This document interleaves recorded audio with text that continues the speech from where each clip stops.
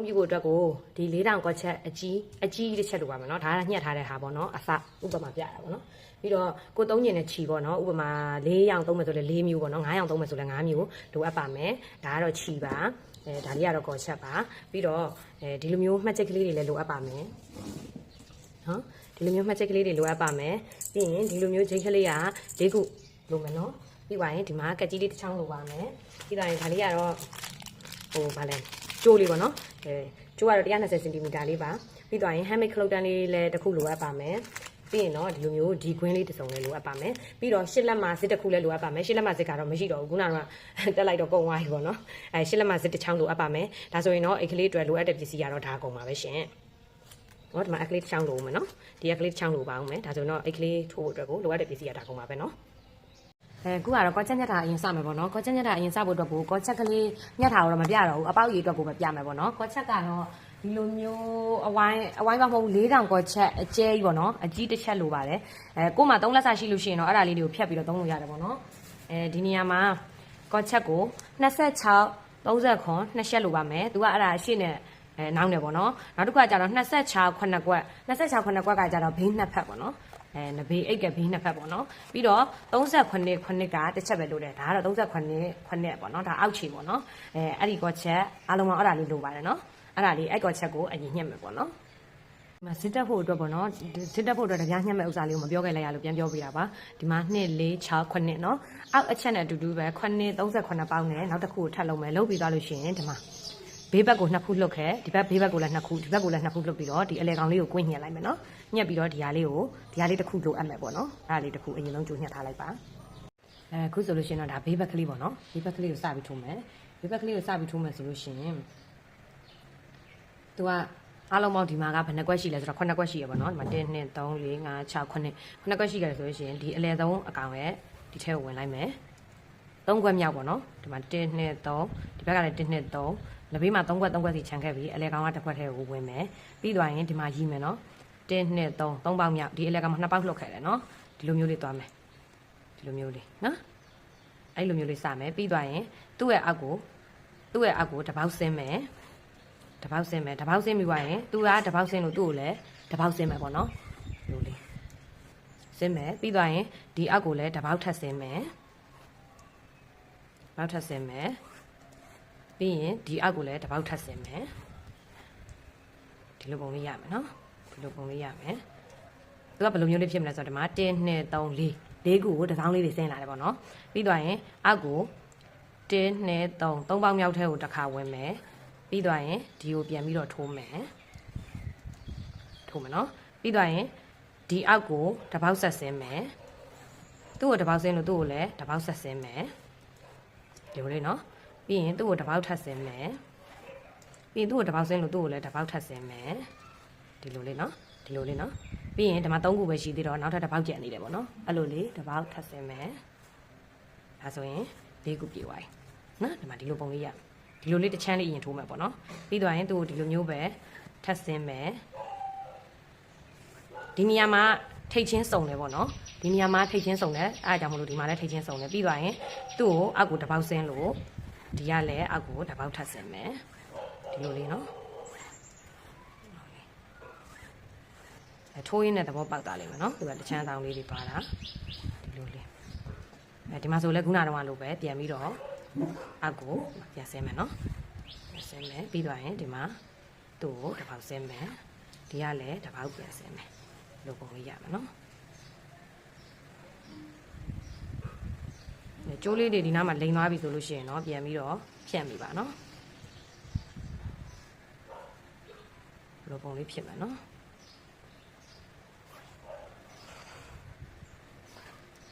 ကဲဒါဆိုရင်ဒီအောက်ထိရအောင်ထိုးမယ်နော်အခုဆိုရင်တော့ဒီဘက်ပြီးသွားပြီပေါ့နော်ဒီဘက်ပြီးသွားပြီဆိုရင်ဒီလိုမျိုးလေးလက်စာတင်လိုက်တော့မယ်နော်ပြန်လာဖို့ကမလွယ်တော့လေလက်စာပဲတင်လိုက်တော့လက်စာတင်လိုက်မယ်ပြီးသွားရင်သူကဒီဘက်ကနေပြီးတော့ပဲပြန်ထိုးလိုက်ရတယ်ဒီကထိုးလိုက်ရတယ်ကြိုက်တဲ့နေရာထိုးလို့ရတယ်နော်အဲ့တော့ဒီကပြန်ထိုးလိုက်မယ်ဒီကပြန်ထိုးမယ်ခုနလုံးကလိုပဲထိုးမှာပေါ့နော်ဒါအစပြန်ပြီးတော့လောက်တာနောက်ကဒီဟာလေးကိုဖိထားပြီနော်ဒီလိုလေးရမှာပြီးရင်ဒီလိုမျိုးလေးဆက်ပြီးတော့ထိုးမှာပေါ့နော်ကျ ကျန်တာတော့ခုနနဲ့အတူတူပါပဲဒီလိုပုံလေးရမယ်နော်ဒီပုံလေးရအဲကြတော့မှခုနတော့လို့ပဲဒီကနေပြီးတော့ဒီကိုပြန်သွားမယ်နှစ်ခုကြော်တယ်နော်ဒါကတော့တစ်ခုပဲကြော်မယ်ဒီပုံလေးရပါတယ်ဒီလိုလေးရရနော်အဲဆိုလို့ရှိရင်ဒီကနေပြီးတော့ဒီဘက်ကိုပြန်ဝိုင်းဒီဘက်ကိုပြန်ဝိုင်းပြီးဒီဘက်ကိုဝိုင်းဒါဆိုရင်ရပြီနော်အခုဆိုလို့ရှိရင်တော့ဒါဘေးနှစ်ဖက်ပေါ့နော်ဘေးနှစ်ဖက်ထိုးပြီးသွားပြီပေါ့နော်ဒါခုနကတော့ပြတာတစ်ဖက်ဒီလိုဟာမျိုးကဘေးနှစ်ဖက်ပေါ့နော်ဘေးနှစ်ဖက်အရင်ထိုးမယ်ပြီးသွားလို့ရှိရင်အောက်ပိုင်းကိုလည်း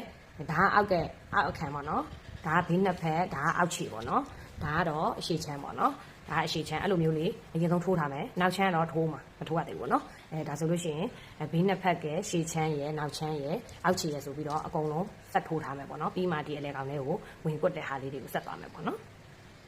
အခုဆိုရင်တော့ဒီရှေ့ချမ်းအတွက်ပေါ့နော်စထိုးမယ်ပေါ့နော်စထိုးမယ်ဆိုတော့ခုနထိုးလာခဲ့သလိုပဲစထိုးမယ်ဆိုတော့သူကဒီလိုစမယ်နော်ဒီမှာနောက်ကိုအစာလေးနှစ်ခုလှုပ်ခဲ့မယ်လှုပ်ခဲ့ပြီးရင်ဒီမှာ1 2 3ပေါင်းမြောက်ထဲကိုဝင်မယ်ဝင်ပြီးသွားရင်3ပေါင်းမြောက်နော်ဒါ3ပေါင်းမြောက်ထဲကိုဝင်မယ်ပြီးရင်အောက်ကိုတဒန်းလျှော့မယ်ပေါ့နော်အောက်ကိုတဒန်းလျှော့မယ်ပြီးရင်သူ့ကိုလည်းအောက်ကိုတဒန်းလျှော့မယ်ဒီမှာအောက်ကိုတစ်ချက်ထပ်ဆင်းမယ်သူ့ကိုဆင်းလို့သူ့ကိုလည်းတစ်ချက်ထပ်ဆင်းမယ်ပြီးသွားရင်ဒီမှာဒီလိုမျိုးလေးရမယ်ဒီမှာ၄ခု1 2 3 4ခုရောက်ပြီဆိုလို့ရှိရင်အောက်ကိုတစ်ချက်ပြန်ဆင်းမယ်သူ့ကိုအောက်ကိုဆင်းလို့သူ့ကိုလည်းအောက်ကိုဆင်းမယ်နော်အဲ့လိုမျိုးလေးဆက်သွားမယ်ဒါဆိုရင်ဒီလိုပုံစံလေးရမယ်ဒီလိုပုံစံလေးရပါမယ်နော်ဒီလိုပုံစံလေးရပါပြီဆိုလို့ရှိရင်အောက်ကိုဒီလိုမျိုးလေးတစ်ခါထပ်ပြီးတော့တစ်ခုစီပေါ့နော်ဒီကနေကြည့်မယ်ဆိုတစ်ခုစီဆင်းမယ်ဒီကနေကြည့်မယ်ဆိုတစ်ခုစီတက်တယ်ပေါ့နော်အဲ့လိုပုံစံလေးအတိုင်းဆက်ထိုးသွားမယ်ဒီမှာ1 2 3 4ခုရောက်ရင်အောက်ကိုပြန်ဆင်းမယ်အဲ့လိုပုံစံမျိုးလေးနဲ့အဆုံးထိအတော်လေးတွေအတိုင်းဆက်ပါမယ်ပေါ့နော်ဒီလိုပုံလေးရမယ်ဒီလိုပုံလေးရဒီမှာ1 2 3 4 1 2 3 4နော်ဒါဆိုလို့ရှိရင်ဒီမှာဒီအောက်ကိုပြန်ဆင်းဒီကအပေါ်ကိုပြန်တက်အတိုင်းအဆုံးထိသွားမယ်နော်အဆုံးရောက်မှတစ်ခါပြန်တွေ့မယ်ဆိုရင်ဒီအဆုံးထိထိုးပြီးပြီပေါ့နော်ဒီအဆုံးထိထိုးပြီးပြီဆိုလို့ရှိရင်သူကဒီကနေပြီးတော့မှပြန်ပြီးတော့သွားရမှာဖြစ်တဲ့အတွက်ပေါ့နော်ဒီကိုပြန်လာရမယ်ခြီကအခုဒီနားမှာဆုံးနေတာဒီနားမှာဆုံးနေဒီကိုပြန်လာရမယ်ဆိုတော့ဒီလိုပုံစံမျိုးပေါ့နော်ဒီလိုပုံစံမျိုးလေးပြန်လာလိုက်မယ်နောက်ကလေးကနေပြန်ထိုးပြီးတော့ပြန်လာလိုက်မယ်နော်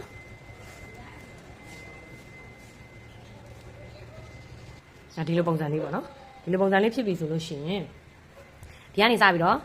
ဒီမှာဒီကိုနော်ဒီအလဲကောင်လေးကိုထိုးထည့်လိုက်မယ်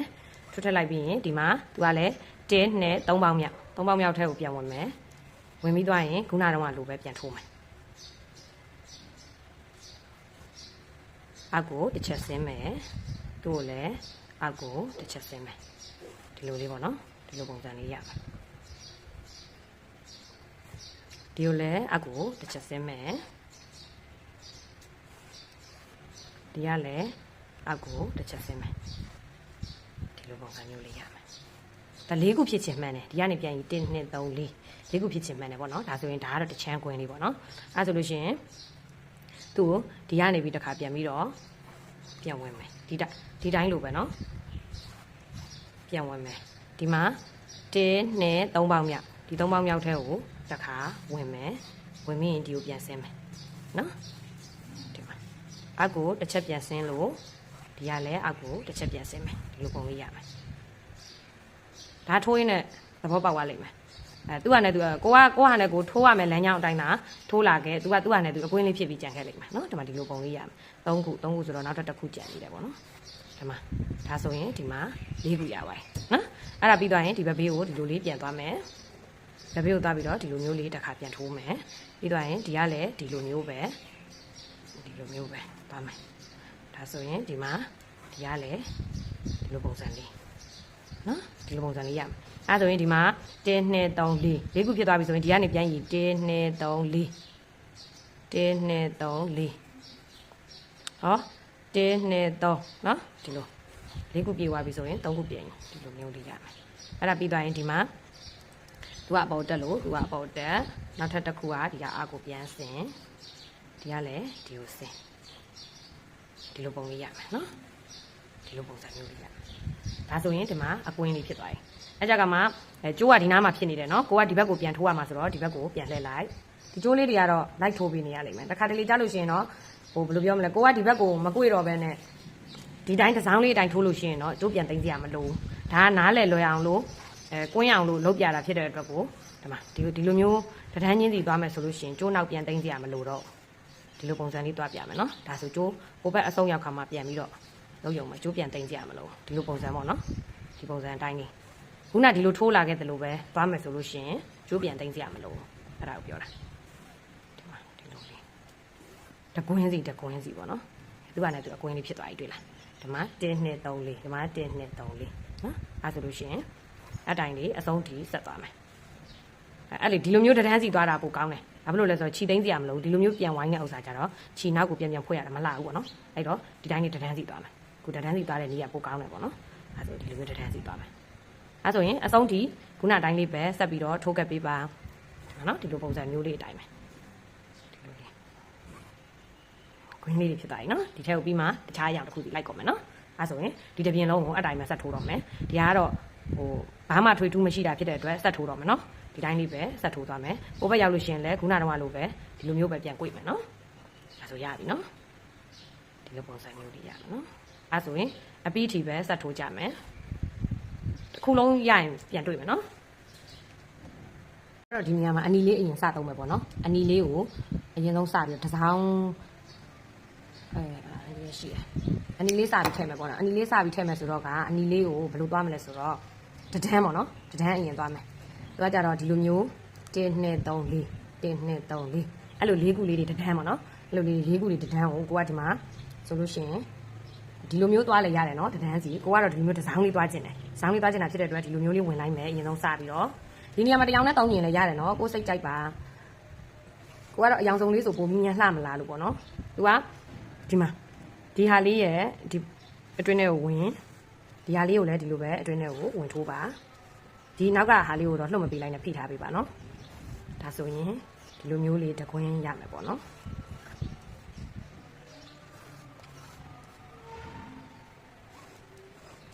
ဒါတော့ကြံနေတဲ့နေရာလေးတွေထိုးတာတော့လွယ်တယ်ပေါ့နော်ကိုထိုးခြင်းတဲ့အရာကိုထည့်ခြင်းတဲ့အရာလေးကိုထည့်ထိုးရုံပဲပေါ့နော်ဒီကိစ္စကလွဲသွားပြီပေါ့နော်ပြောရရင်တော့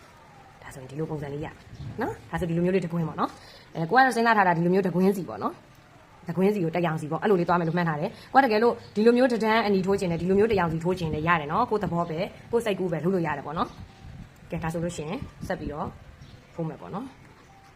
်ဒါလေးကိုဝင်သိမ်းပြီးတော့လက်စဖြတ်လိုက်မယ်လက်စပဲဖြတ်ခဲ့လိုက်တာကောင်းပါလားလက်စမဖြတ်ဘဲနဲ့ဒီဘက်ကိုဒီအောက်ကလေးကနေတိုးဝင်လိုက်မယ်နော်မလှမှာစိုးလို့နောက်ဒီကပေါ်နေမှာစိုးလို့နော်ဆိုတော့ဒီဘက်ထဲကိုပြောင်းဝင်လိုက်မယ်နောက်ဝင်မှားသွားဒီလိုလေးရမယ်နော်အဲကြတော့မှဒီကနေပြန်ဝင်မယ်ဒီကနေပြန်ဝင်မယ်နော်ဒီလိုပုံစံလေးရမယ်ဒါဆိုရင်အတွင်းထဲကိုအယောင်ထည့်တာတော့ကြိုက်တဲ့အယောင်ထည့်လို့ရတယ်နော်ကြိုက်တဲ့အယောင်ထည့်လို့ရတယ်အစင်ပြေတယ်လို့လည်းထည့်လို့ရတယ်ပေါ့နော်ဒါဆိုအတွင်းထဲတွေအကုန်ဖြည့်ပြီးကြမှာပဲပြန်ပြတော့မယ်လောလောဆယ်တော့ကိုကဒီမှာလောလောဆယ်2ခုရတယ်တစ်စောင်းလေးသွားမယ်လို့မှန်းထားတဲ့အတွက်တစ်စောင်းလေးထိုးနေရနော်ဒါဆိုရင်ဆက်ပြီးတော့ဒီ2ခုထပ်ထည့်မယ်ပေါ့နော်တခြားရောင်တွေကလည်းထည့်ဦးမှာနော်အဖြူလေးတွေတို့ကျန်တဲ့အစိမ်းလေးတွေတို့ကျန်တာလေးတွေလည်းထပ်ထည့်ဦးမှာပါကလေးစတက်မယ်ပေါ့နော်ဇစ်ကလေးစတက်မယ်ဆိုတော့ဇစ်ကိုဘယ်လိုပုံစံမျိုးလုပ်ထားမလဲဆိုတော့ဇစ်ကအောက်ကကောချက်ကအပေါ်ကပေါ့နော်ဒီလိုပုံစံမျိုးလေးလုပ်ထားမယ်ဒါလေးကတော့ရှစ်လက်မဇစ်ကလေးပါရှစ်လက်မဇစ်ကလေးကိုဟိုဘက်ထိပ်ဒီဘက်ထိပ်ကိုနည်းနည်းလေးဆွဲပေးထားပါနော်ကိုကတော့ဆွဲပြီးတော့ထိုးရမယ်ကိုကောချက်ကခောက်ထားတာကြတော့နည်းနည်းကိုးရင်းနေတော့လေဇစ်ကြီးခုံးတော့မှဆိုလို့ပေါ့နော်အဲ့လိုဆိုတော့ဒီကနေစပြီးဒီကောချက်ကောတခါတည်းကောချက်ကောဖုံးအောင်လို့ပေါ့နော်တခါတည်းဇစ်နဲ့လည်းတွဲချုပ်တာခိုင်းအောင်လို့ပေါ့နော်ဒီလိုပုံစံမျိုးလေးတွဲပါမယ်အရင်ဆုံးဒီဟာလေးကိုရှည်ရှည်လေးထားပြီးတော့ဆွဲထားပါနော်ဆွဲထားပြီးပြီဆိုလို့ရှိရင်ဒီမှာနော်ဒီပေါက်ထဲကိုဝင်လိုက်ပါမယ်နော်ဒီပေါက်ထဲကိုဝင်လိုက်ပါမယ်ဒီလိုလေးပေါ့နော်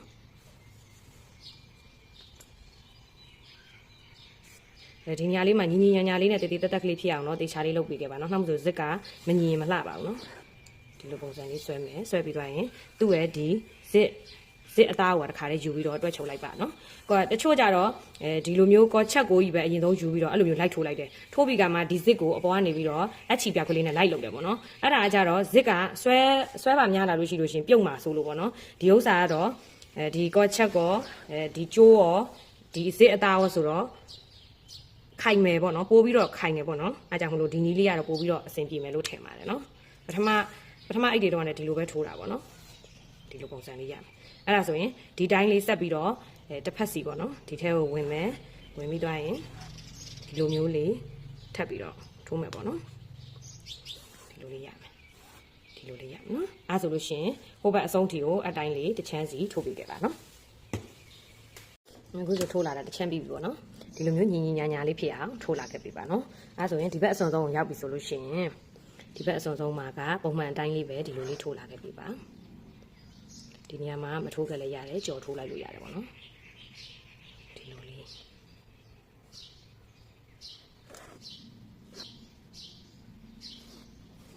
ဒါဆိုရင်နောက်ကလေးကလည်းတိတ်မိသားလေးဖြစ်ပါတယ်ပေါ့နော်ဒီဟာလေးကအဲဆိုတော့ဒီဘက်ကိုပြန်လှည့်မယ်ပေါ့နော်ဒီဘက်ကိုပြန်လှည့်မယ်ဆိုရင်ဒီစစ်ကလေးကိုနည်းနည်းနောက်ကိုရွှေ့လိုက်မယ်နော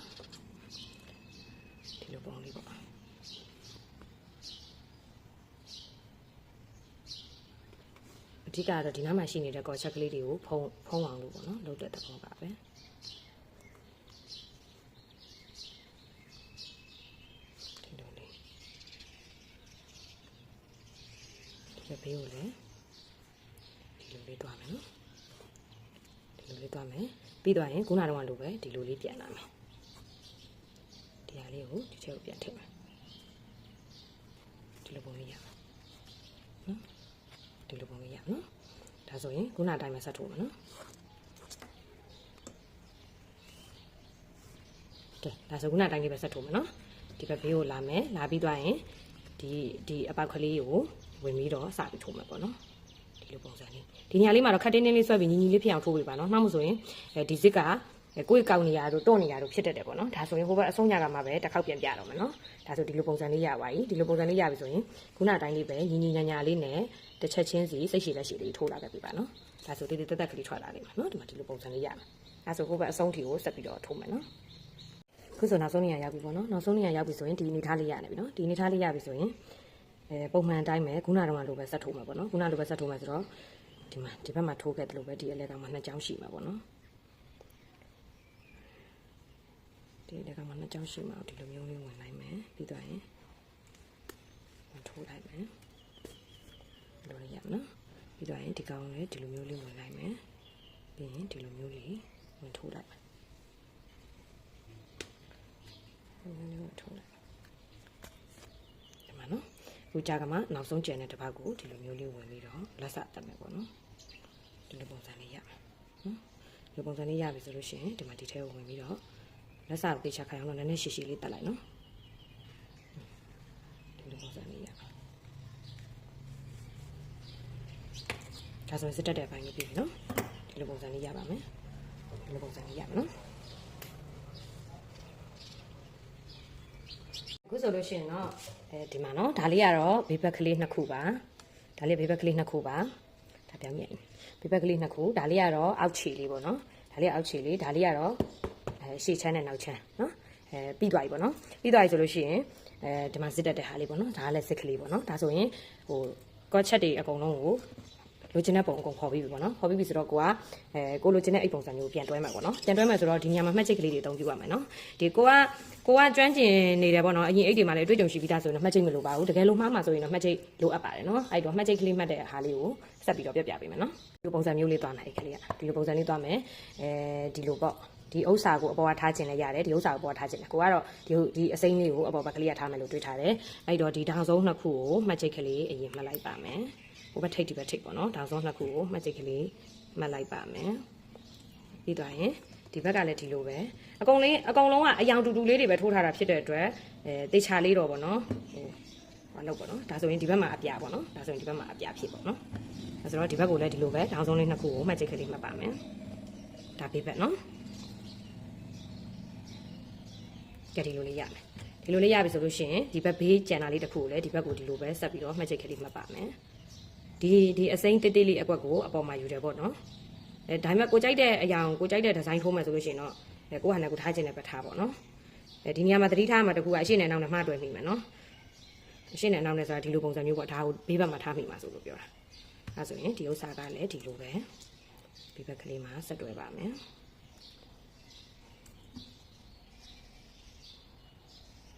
ပြီးရင်ဒါလေးကအောက်ခြေလေးပေါ့နော်အောက်ခြေလေးကတော့အဆင်ပြေတဲ့ဘက်ကိုထားလို့ရတယ်ပေါ့နော်သူကတော့အောက်ပါဟိုမှာဆိုဒီလိုလေးထားလိုက်မယ်နော်ဒီမှာဆိုနှစ်လေးဒီပေါက်ထဲကိုဝင်မယ်ဒီပေါက်ထဲကိုဝင်မယ်ဒီလိုလေးချိန်ထားလိုက်ရတယ်ပေါ့နော်ဟိုထောင်းဘက်တွေကမြင်သားတယ်လက်ဘေးမှာကျိတ်တစ်ခုရှိနေတာဖြစ်တဲ့အတွက်ဒီလိုလေးချိန်ထားလိုက်မယ်နော်ဒါဆိုလို့ရှိရင်ဒီလိုပုံစံမျိုးလေးရမယ်အဲကြတော့မှဒီမှာကလည်းဒီလိုလေးချိန်ထားလိုက်ဒီလိုချိန်လို့ရတယ်ဒီမှာ3ခုဒီထဲကိုတစ်ခုထားဝင်ပြီးချိန်လိုက်ဒါဆိုကျိတ်ထပ်3စရာမလိုတော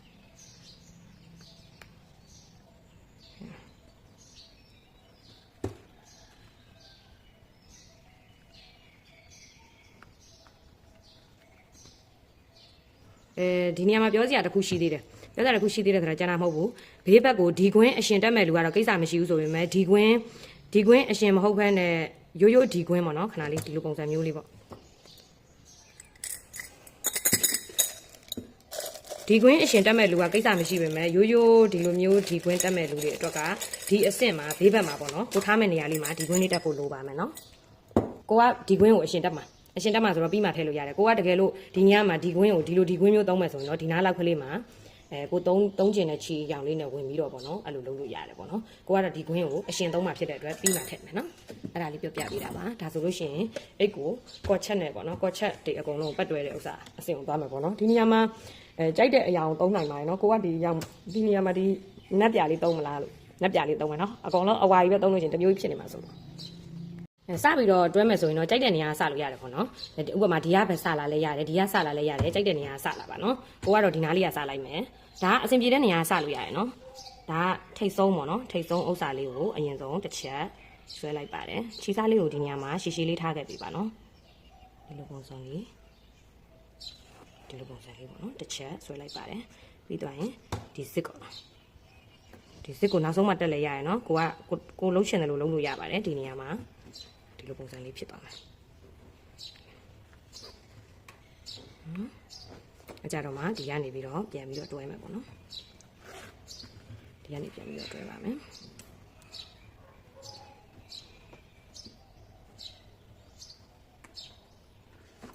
ဒီလိုလေးနော်အကြတော့မှဆက်ပြီးတော့တွဲပါမယ်ဒါတွေကလွယ်သွားပြီဆိုတာဟိုဘက်အပေါက်ဒီဘက်အပေါက်တစ်ပေါက်တစ်ချက်စီလုံးနဲ့ဆက်ပြီးတော့တွဲသွားပြီပါနော်တစ်ပေါက်တစ်ချက်စီနဲ့ဟိုဘက်ထိပ်တီးပါမယ်ဟိုဘက်ကိုရောက်ပြီဆိုလို့ရှိရင်လည်းဒီဘက်ထဲကိုဝင်မဝင်ရင်ဒီဘက်ထဲကိုဝင်ထိတ်တလူလုံးလို့ရတယ်နော်အဲကြတော့မှအိတ်ကိုအဆုံးထိရောက်ခါမှပဲပြန်ပြမှာလားပြန်ပြလိုက်တော့မယ်နော်ဒီလိုမျိုးလေးဆက်ပြီးတော့တွဲသွားပါနော်ဒီလိုပုံစံလေးပေါ့ထောင်းနေကြလို့ရှိရင်မသေးကြရင်နှစ်ချက်ပြန်ဝင်လိုက်ပါနော်တစ်ချက်ထဲကြရင်မခိုင်ပါစိုးလို့ပါဟိုဘက်ဒီဘက်တွဲတဲ့နေရာတွေပေါ့သုံးခုစုံတဲ့နေရာတွေကြရင်နှစ်ခေါက်စီပြန်ဝင်လိုက်ပေါ့တချို့နေရာတွေဒီလိုပုံစံမျိုးလေးရမယ်နော်အဲ့ဆိုဆက်တွဲမယ်နော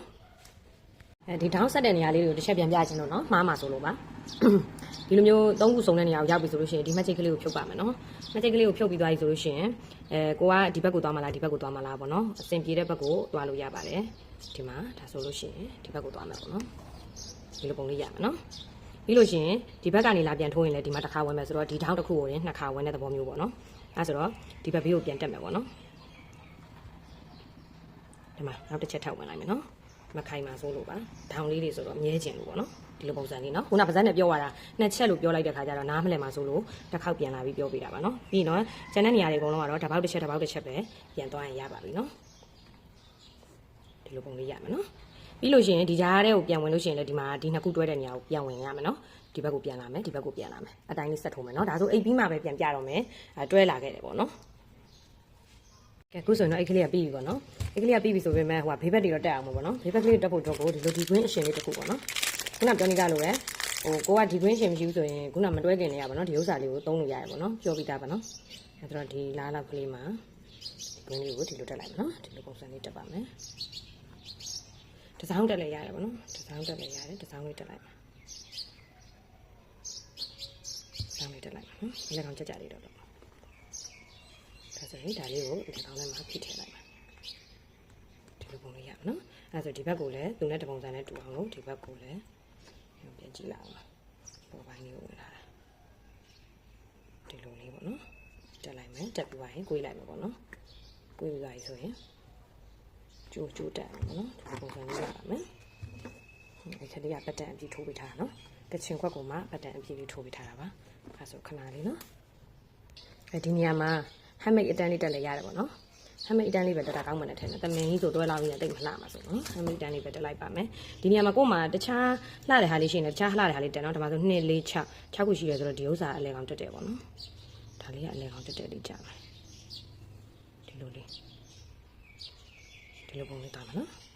ဒီတောင်းမှာတက်လဲရရနော်ဒါကတော့ကိုအဆင်ပြေတဲ့နေရာကိုကြိုက်တဲ့နေရာမှာတက်ပါဒါဆိုရပြီနော်ဒါဆိုကျိုးလေးကိုကျိုးလေးထည့်မယ်နော်ကျိုးလေးဟုတ်ဒါဆိုကျိုးလေးပေါ့နော်ဒါကျိုးလေးတက်နေတာပါဒါဆိုကျိုးလေးပါဒါဆိုတော့အိတ်ကလေးပြီးပြီပေါ့နော်တော့ချစ်ဖို့ကောင်းတဲ့ကချင်ကွက်ကလေးပေါ့နော်ဒါဆိုကချင်ကွက်ကလေးပြီးပါပြီစောင့်ကြည့်ကြည့်ရှုပေးတဲ့တယောက်ချင်းစီတိုင်းလည်းကျေးဇူးများကြီးတင်ပါတယ်နော်နားမလည်တဲ့အစိတ်ပိုင်းရှိလို့ရှင်လည်းလာမေးလို့ရပါတယ်ရှင်အားလုံးပဲအဆင်ပြေကြပါစေရှင်